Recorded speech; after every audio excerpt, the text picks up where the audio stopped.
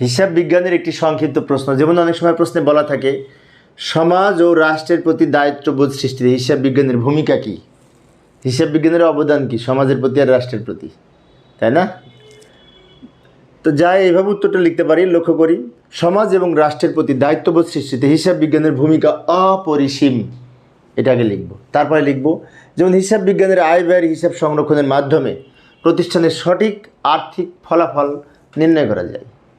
আর্থিক ফলাফল মানে কি, এর মধ্যে নিট লাভ থাকে, মোট লাভ থাকে, অর্থাৎ লাভের পরিমাণ থাকে এবং প্রতিষ্ঠানের আয় ব্যয় সম্পদ দায়ের পরিমাণ থাকে, সব কিছুই এই আর্থিক ফলাফলের মধ্যে থাকে সঠিকভাবে হিসাব রক্ষণ করার মাধ্যমে। এবং এই আর্থিক ফলাফলের উপর ভিত্তি করে সমাজের বিভিন্ন অংশে অর্থ বরাদ্দ করে থাকে।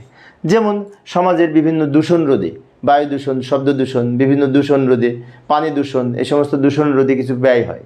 তো এই ব্যয়টা কিন্তু ওই আর্থিক ফলাফলের উপর ভিত্তি করে নির্ধারণ করা হয়।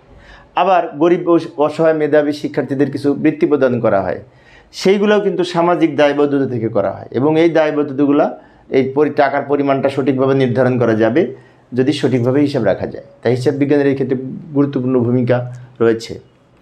আরও লিখতে পারি, হিসাব বিজ্ঞান এসব তথ্যের স্বচ্ছতা নিশ্চিত করার মাধ্যমে ন্যায়পরায়ণতা ও সামাজিক দায়িত্ব পালন করতে পারে। এবং সর্বোপরি হিসাব বিজ্ঞান সমাজ ও রাষ্ট্রের প্রতি দায়িত্ববোধ সৃষ্টিতে ভূমিকা রাখে, কারণ যেমন আমরা সরকার নির্ধারিত বিভিন্ন প্রকার শুল্ক, ভ্যাট, ট্যাক্স ইত্যাদি, বিভিন্ন কর ইত্যাদি নির্ধারণ ও পরিশোধ করার ক্ষেত্রে হিসাব বিজ্ঞান অবদান রাখে। কারণ হিসাব বিজ্ঞানের মাধ্যমে সঠিকভাবে হিসাব রাখা হয়, আর সেই হিসাবের উপরে আমাদের ট্যাক্স ধরা হয়, ভ্যাট ধরা হয়, বিভিন্ন কর ধরা হয় এবং সেগুলো পরিশোধ করা হয় যথাসময়ে। সেগুলি একমাত্র সম্ভব হয় হিসাব বিজ্ঞানের মাধ্যমে সঠিকভাবে হিসাব সংরক্ষণ করার ফলে। তো এইভাবে আমরা 2 মার্কসের প্রশ্ন লিখতে পারি।